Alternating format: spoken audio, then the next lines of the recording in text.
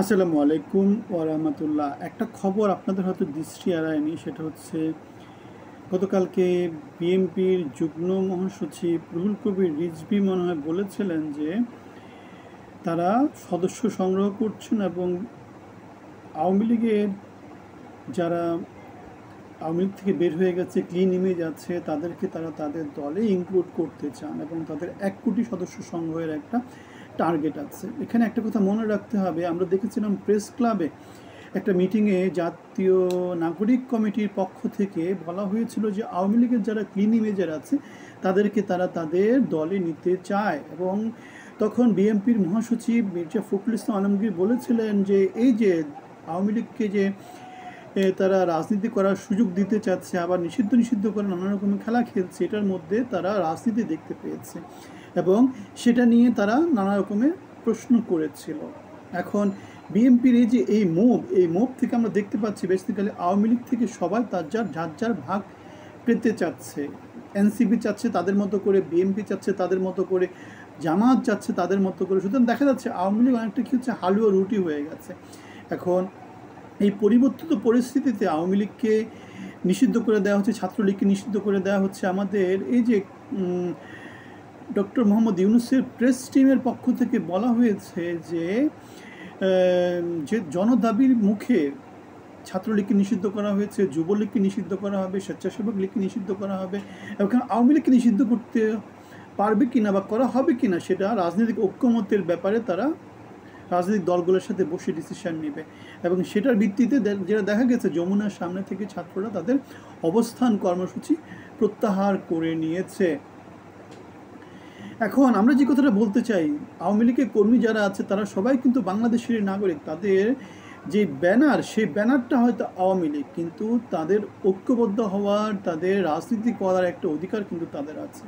এখন তাদের রাজনৈতিক মতবাদ যদি অন্য দল সেটা যদি প্রচার না করে, তারা আওয়ামী লীগে যদি তারা অনেক বেশি সিকিউর ফিল করে, তাহলে তাদেরকে নিষিদ্ধ করার মধ্য দিয়ে সরকার জনদাবির বিপক্ষে চলে যাচ্ছে এবং পৃথিবীর যে মানবাধিকার সংগঠনগুলো আছে সেগুলো হয়তো বা এই ব্যাপারে সরকারকে নানা রকমভাবে বাইন্ডিং দেওয়ার চেষ্টা করবে। এখন বিএনপির এই যে 1 কোটি সদস্য সংগ্রহ করার যে টার্গেটটা, সেটা বিএনপির টিকে থাকার জন্য দরকার। কেন বিএনপি যেহেতু পরবর্তীতে সরকার গঠন করবে, সুতরাং বিএনপির যদি শক্তিশালী সংগঠন না থাকে, যে কোনো দল বিএনপিকে কী করতে পারবে, অল্প কয়েকজন মিলে বিএনপিকে আনস্টেবল করে দিতে পারবে, বিএনপিকে সরকার থেকে নামিয়ে দিতে পারবে। বিএনপির জন্য সেটা কোনোভাবেই ভালো না। 17 বছর আওয়ামী লীগ সরকারে ছিল, শক্তিশালীভাবে ছিল, একটাই মাত্র কারণ, তাদের সংগঠনটা অনেক শক্তিশালী ছিল, তারা সাংগঠনিকভাবে অনেক শক্তিশালী ছিল, সরকারি প্রশাসন যন্ত্রে পুলিশের মধ্যে তাদের শক্তিশালী একটা অবস্থান ছিল।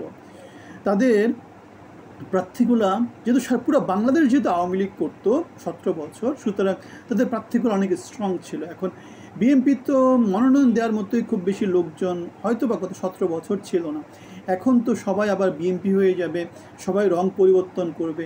সুতরাং বিএনপি যদি দুর্নীতিবাজ, চাঁদাবাজ, টেন্ডারবাজ, ব্যাংক ডাকাত এদেরকে নিয়ে যদি আবার নতুন করে একটা দল তৈরি করে, যেটা দেখা যাবে সেটা হচ্ছে যোগ্য লোকেরা, ত্যাগী লোকেরা কী হবে, আবার বঞ্চনার শিকার হবে এবং দুর্নীতিবাজরা যারা পালিয়েছিল তারা আবার এসে কী করবে, সরকার এবং বাংলাদেশকে তারা আবার লুটে পুটে খাবে। তারেক জিয়া, বেগম খালেদা জিয়া এবং জোবাইদা রহমান এদের যোগ্য নেতৃত্বের উপর আমরা ভরসা রাখতে চাই। আমরা ত্যাগীদেরকে তারা কী করুক, মূল্যায়িত করুক, ত্যাগীদেরকে তারা মূল্যায়িত করুক, যোগ্যদেরকে তারা মূল্যায়িত করুক, মেধাকে তারা মূল্যায়িত করুক, পরিশ্রমকে তারা মূল্যায়িত করুক। অন্য কিছুকে মূল্যায়িত করলে বাংলাদেশের সমাজে কিন্তু আবার সে কী হবে, মজলুমরা এক হবে। 17 বছরের মজলুম আমরা ছিলাম, 5 বছর আগে চাকরি হারিয়েছি, 17 বছর বিএনপির জন্য কথা বলেছি, বাংলাদেশের জন্য কথা বলেছি। এখন মজলুম যদি আবার একত্রিত হয় তাহলে কী হবে, আবার সেই পুরনো সাইকেল বাংলাদেশে চলতে থাকবে। বিএনপি 17 বছর মজলুম ছিল, আওয়ামী লীগ 17 বছর মজলুম থাকবে, আবার বিএনপি 17 বছর মজলুম থাকবে, এই খেলা চলতে থাকবে। ন্যায় বিচার এবং সাম্যতার একটা সংস্কৃতি বাংলাদেশে গড়ে উঠুক, এটাই হবে আমাদের চাওয়া। আপনাদের মতামত জানাবেন, ভালো থাকবেন, ধন্যবাদ।